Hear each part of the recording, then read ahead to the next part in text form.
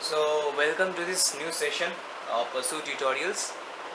This is the second session and the follow-up session of the circuit analysis. In the last tutorial I have discussed about the basic part of the circuit analysis. In this I will go to some advanced level. So here we will discuss about the current division rule. After that we will do some calculations, do some problems associated with this network simplification technique, and then source transformation. After that we will also discuss about the DC network theorems, particularly superposition theorem, and after that we will discuss about the Thevenin theorem, Norton's theorem, and we'll do some problems associated with those theorems. So let us start about this with its current division theorem or current division rule. More particularly, you see, the in current division rule that is used, the current division rule is basically used whenever there is a voltage terminal. The voltage is same but the current is getting divided across the resistance. So the circuit diagram can be given as, suppose there is a voltage V and here there is a resistance R1 and a parallel resistance is here. So suppose it is R1 and this is R2, this is I1 and this is I2. So the voltage is same in both the terminals, in both the branches. In this branch and this branch the voltage is V, right? But the current is different since the resistance is different. If it may happen that R1 is equals to R2, then in that case I1 is also equals to I2. But since R1 is not equals to I2, that means I1 is equals to I2. But if we consider that R1 is not equals to R2, then I1 is not equals to I2, right? So if a question may come that what is the value of the current flowing in the this second branch, right? So in that case, a simple thing you have to remember, that since current is getting divided in these two terminals, in these two branches, so the common current will flow like this from here. Suppose it is I. So I is actually the summation of two current, that is I1 plus I2, just normal KCL. If you remember the KCL, this thing is actually getting satisfied, right? So what you can say is that I is equals to I1 plus I2. In other words, if you want to know that what is the value of I2 flowing in the branch 2, then I2 is equals to total current, that is I, divided by the opposite resistance, the other resistance, not this one, the R1 resistance. If you want to find the R2 resistance or this branch, then you have to use the resistance in the another terminal, just the another terminal or the alternate terminal, that is R1, then the summation of R1 plus R2, right?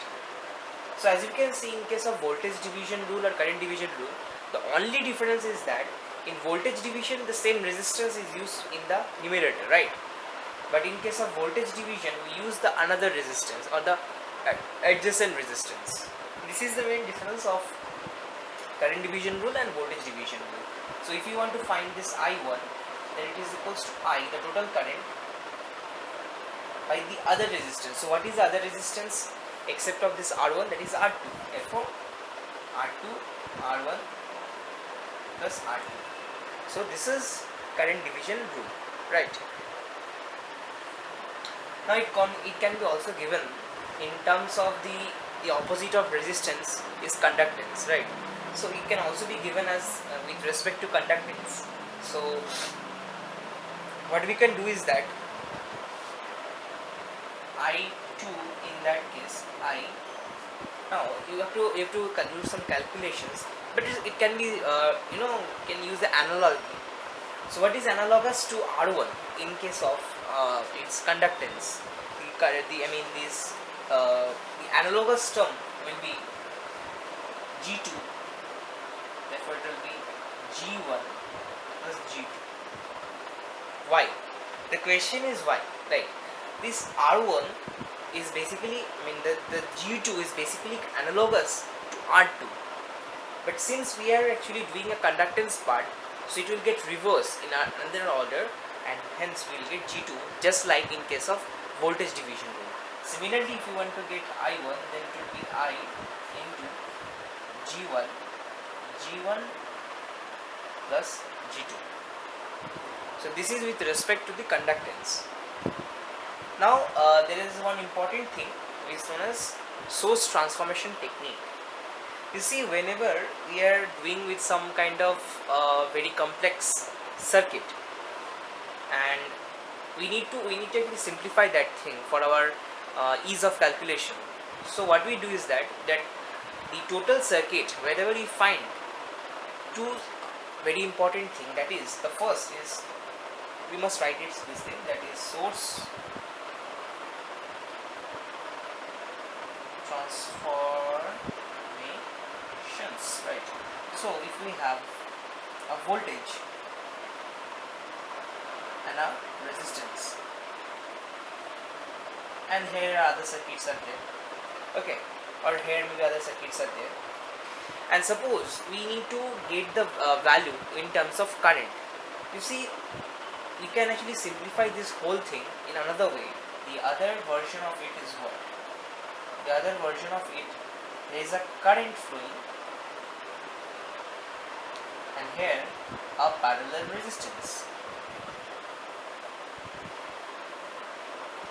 right? So what will be the value of this current? This value of this current will be V by R, and it is R out there. So in this we can do the calculations, or we can simplify.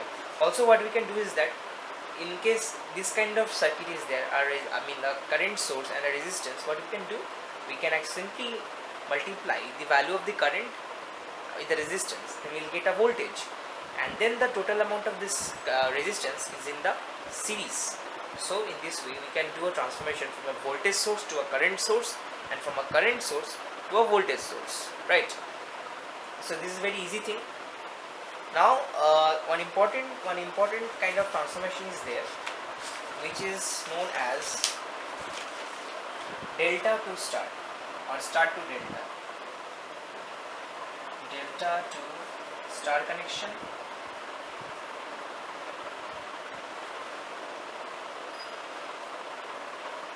and vice versa. So delta to star connection, right? This connection is very important, because whenever we are doing some kind of simplification, then delta to star conversion or star to delta conversion we need to know. So how does delta looks like, delta star connection?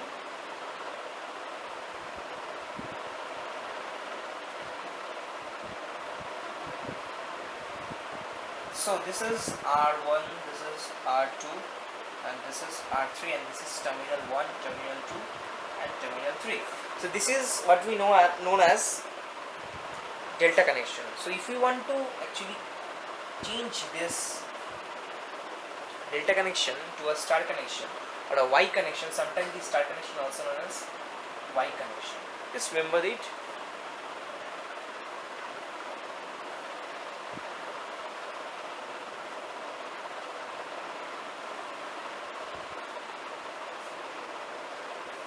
So what will be the equivalent resistance in case of, this is suppose R A, this is R B, and this is R C. So if we change, and this is interconvertible, I mean you can convert a star connection to a delta connection and a delta to a star connection with respect to your need. I mean whenever you feel like that, converting delta to a star connection would ease your problem, then you need to do that. And whenever this star connection is converted to delta connection and that would ease your calculation, then you have to do it. So the first delta to star, so right here,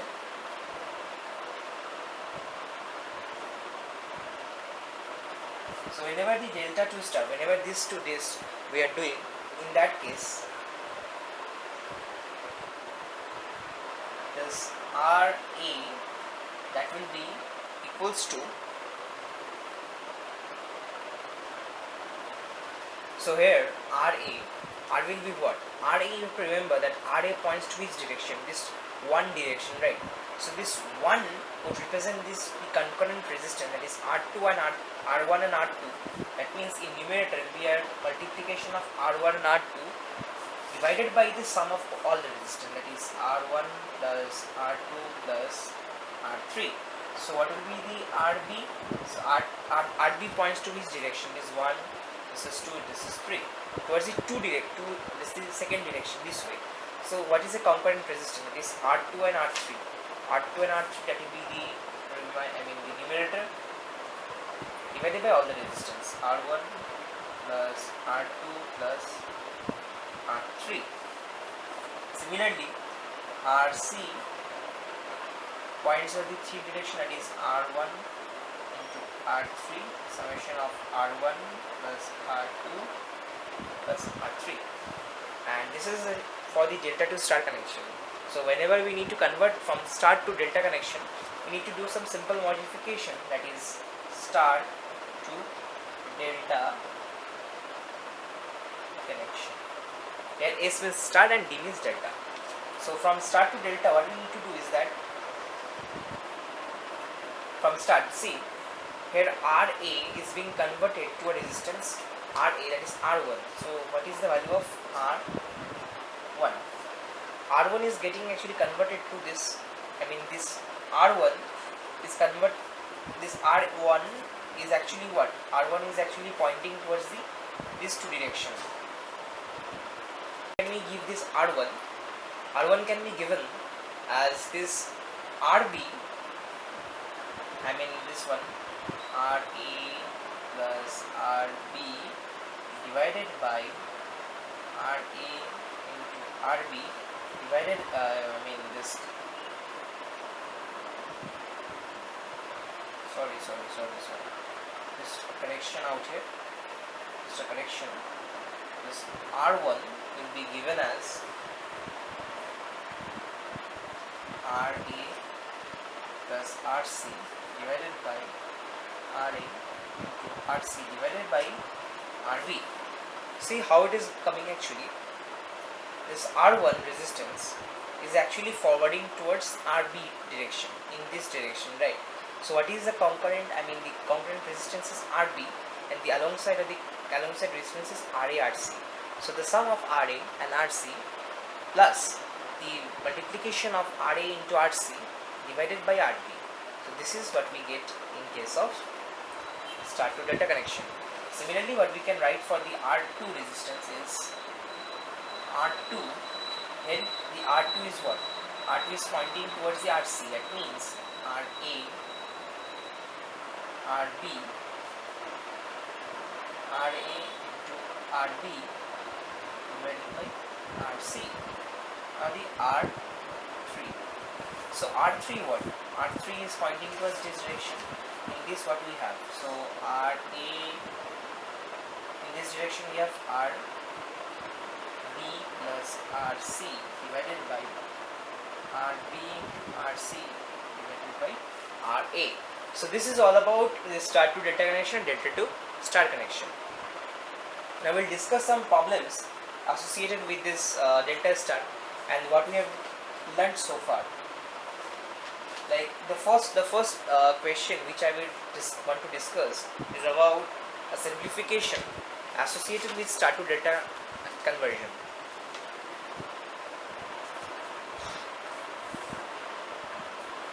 So the question is, give the equivalent resistance between A and B. So let me just draw the diagram.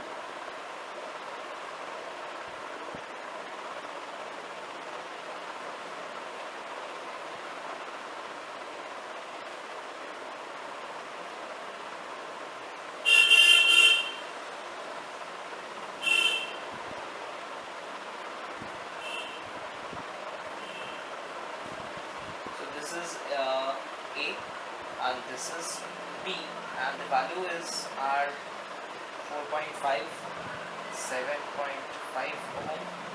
this is 3 ohm, this is 4 ohm, this is 3 again, this is 3 again, and then 7.5 and this 7.5 again. So what you need to do, you need to actually, this is what, delta connection, and this is again delta connection. So what I have said, that whenever you are not able to justify the connection in a simpler way, so we need to change the delta connection to a star connection, right? So we give a equivalent diagram here. Suppose this is R1, this is R2,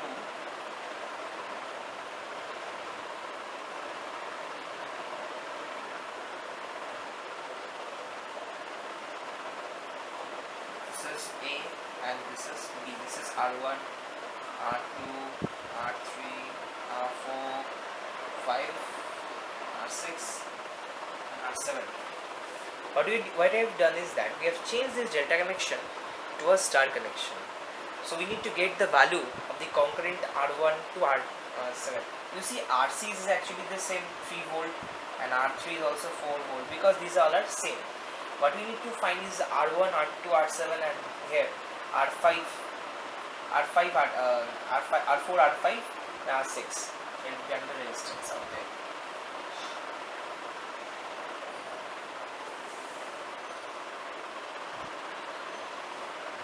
So the value of R1 is what? You see, the value of R1 will be actually equals to R6, I mean R5. Here R5. The value of the resistance, that is the value of R2, this R2, that will be equals to R8. And the value of R3, that is R7, that will be equals to R8.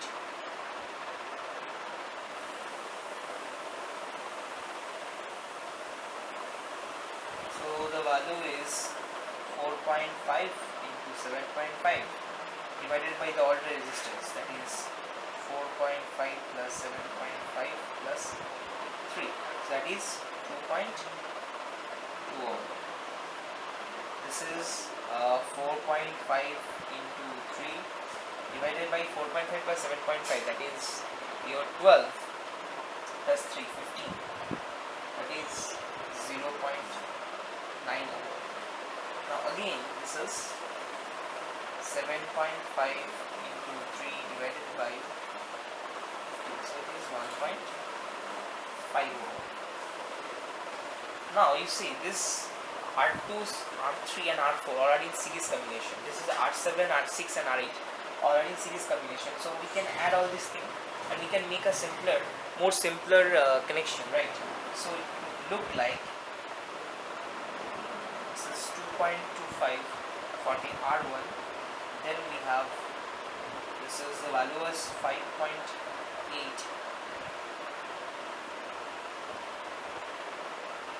And then again we have 2.25. This is 5.8 ohm and this is 2.6 ohm. How we are getting this value? You see, the value of R2 is 0.9. 0.9 plus 4, that is 4.9, and 4.9 and again we have 1.5. So we are getting this 5.8 and this is 2.6. Just addition of R7, R6 and R8. So here it is 5.8 and 2.6. So 2.25, we are getting some resistance out here and again 2.25. So what is the value of this resistance? This value of resistance can be added up and the total value is coming as 7.45 resistance. This is A and this is B. So in this way, in a very step by step way, we need to solve this kind of problems. From this way, we have done, we need to identify that what conversion we need to have done. Then we need to do this simple addition, series addition, and then again parallel connection, and then we are getting the value as 7.45 ohm.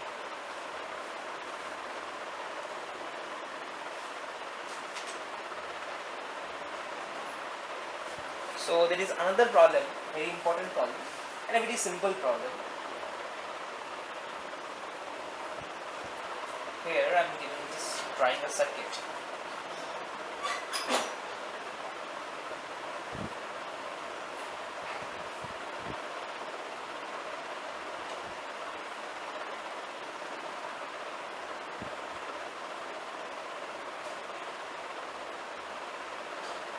This is I3, I2, this is I by 6, and here one source, DC source of battery is there, and again this is I by 3.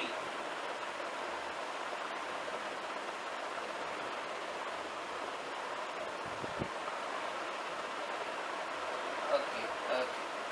So what we need to do, we need to find the value of current, that is the amount of current flowing out of this battery, that means the value of I. Find the value of current, right? So how we will do it? First we need to get one very important thing, that is the total resistance across the BC. You see here this current is flowing and it is getting divided across this terminal and this terminal. So we need to first understand that how much the value of resistance in this terminal. So what we will do is that this RBC,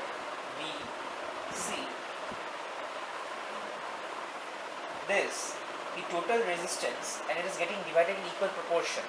That means the total resistance can be divided in by 2, that means R by 2. Here the value of the current, value of the resistance is 2 ohm.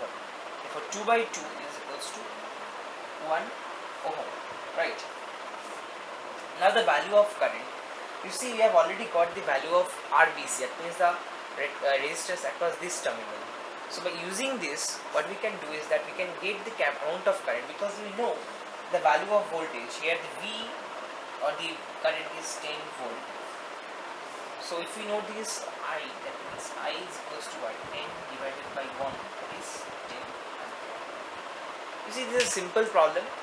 Here the circuit is, so many things are there, but we need to use a simple logic and we can easily get the value of the current. This is the answer.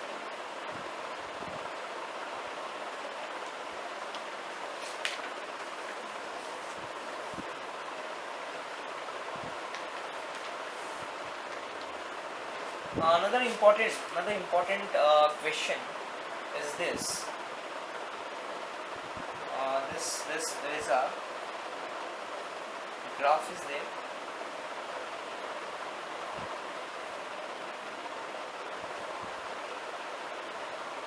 This is the time and this is the voltage graph.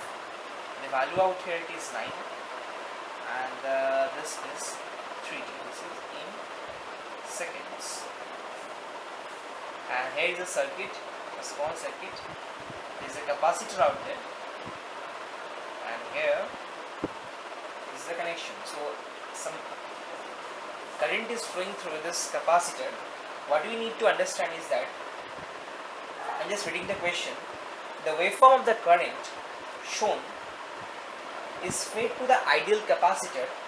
Then what is the voltage built at the capacitor at t equals to 3 seconds? You see, some amount of current is flowing through this capacitor.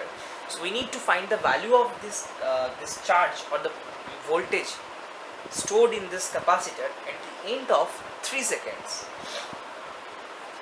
There is a formula, is all of you know. This is C equals to P by V, and also I is equals to D of Q by T.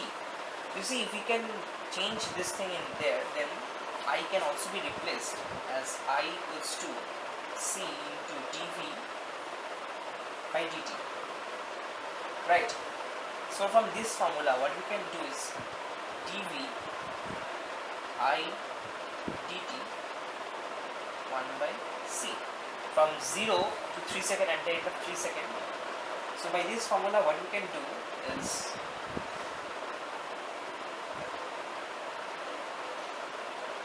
done like this: 2, 0, 2, 3. So this is VC, that is will be given, if you do the calculation, it is 9/2, and here will be 9 volt.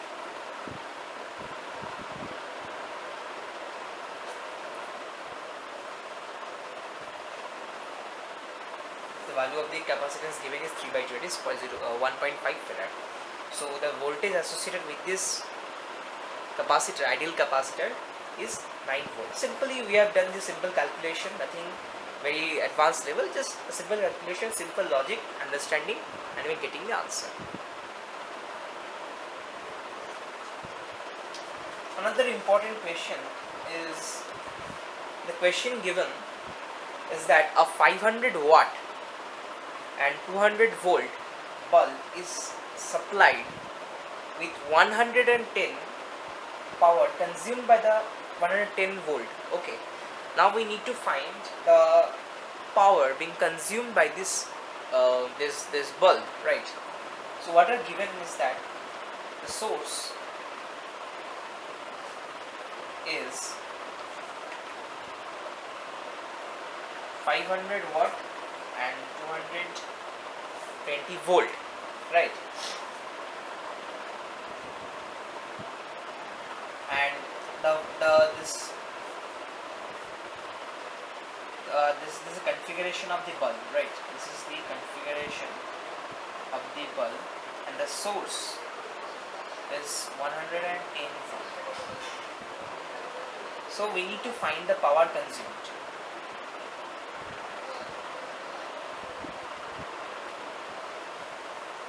So I will get this power consumed.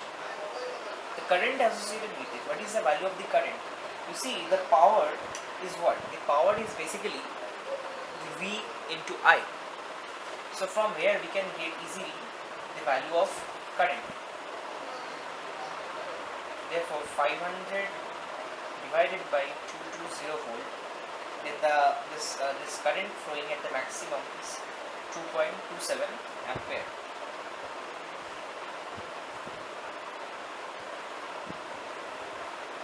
Therefore the power consumed at the maximum level is 2.27 into 110. That would give me 249.1 14.7 watt. That is equals to 250 watt.